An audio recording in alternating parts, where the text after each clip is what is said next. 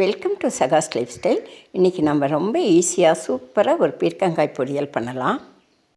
ஒரு கடாய் வச்சு கடாய் சூடானதும் 2 ஸ்பூன் ரீஃபைண்ட் ஆயில் ஊற்றிக்கலாம்.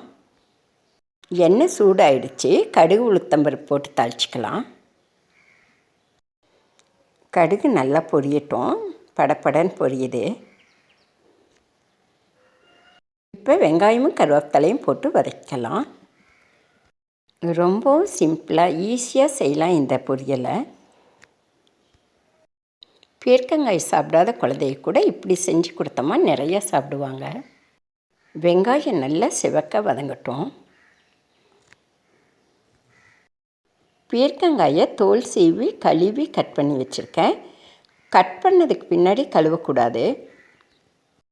கட் பண்ணி வச்சுருக்க பீர்க்கங்காயை இதில் போட்டுக்கலாம். இதே தண்ணி விடும், அதனால் தண்ணியே சேர்க்கக்கூடாது இந்த காயில். இந்த காய் உடம்புக்கு ரொம்ப நல்லது. இப்படியே செஞ்சிங்கன்னா அடிக்கடி செய்வீங்க. வீட்டில் இருக்கிறவங்களும் நிறையா சாப்பிடுவாங்க.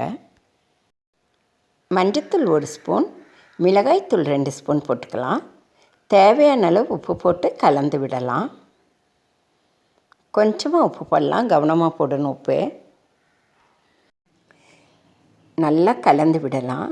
சீக்கிரமாக இந்த காய் 5 நிமிஷத்தில் வெந்துடும். ரொம்பவும் டேஸ்டியாக இருக்கும். ஈஸியாக செய்யலாம்.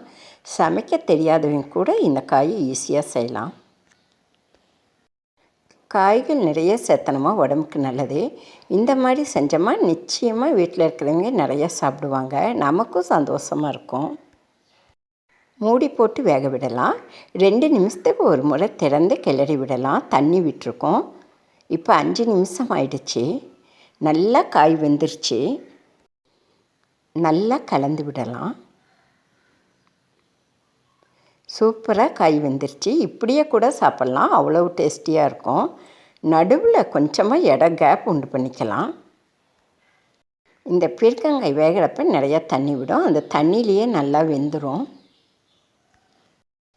இதில் முட்டை உடச்சி ஊற்றலாம். நான் 4 முட்டை உடச்சி ஊற்றுறேன். சப்போஸ் உங்களுக்கு அதிகம் தேவைனாலும் நீங்கள் ஊற்றிக்கலாம்.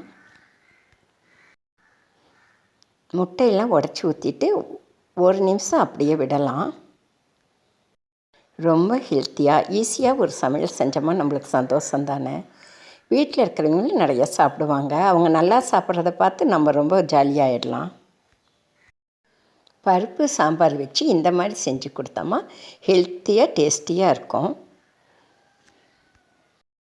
முட்டையை ஊற்றியாச்சு.